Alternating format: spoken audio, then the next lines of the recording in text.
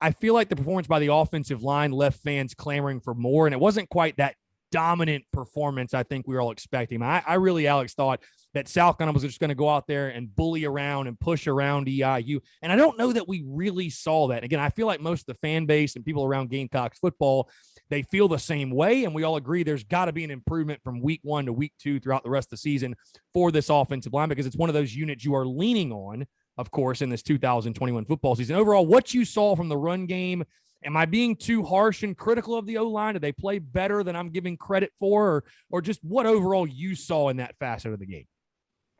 I don't think you are being overly critical because, to me, watching it, especially in the first half, it looks a little bit like they were getting pushed around by that Eastern Illinois defensive line.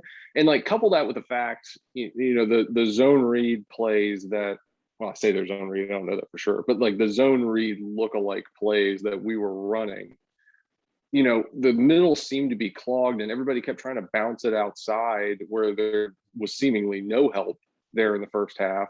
And, I actually texted a buddy during the game just saying like, it just seems not right here. It seems like, we're kind of confused on where this ball needs to go because again, it's like you run to the middle with it, that's clogged and then you bounce outside and there's no help out there.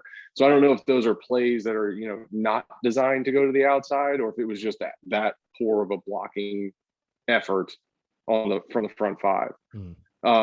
But no, I share that concern with Gamecock Nation, just looking at it and saying, this FCS team kind of came in here and pushed around a lot of guys that have a truckload of SEC starts under their belt. So certainly that was a little bit of a red flag in what was otherwise pretty spectacular night.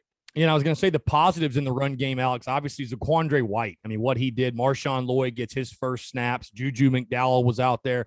Your overall thoughts on those backs, man, because it sounds like certainly Kevin Harris is going to be 100% for this weekend, and we'll talk about that more in just a second. But, I mean, it truly is just an embarrassment of riches, at the running back position for South Carolina.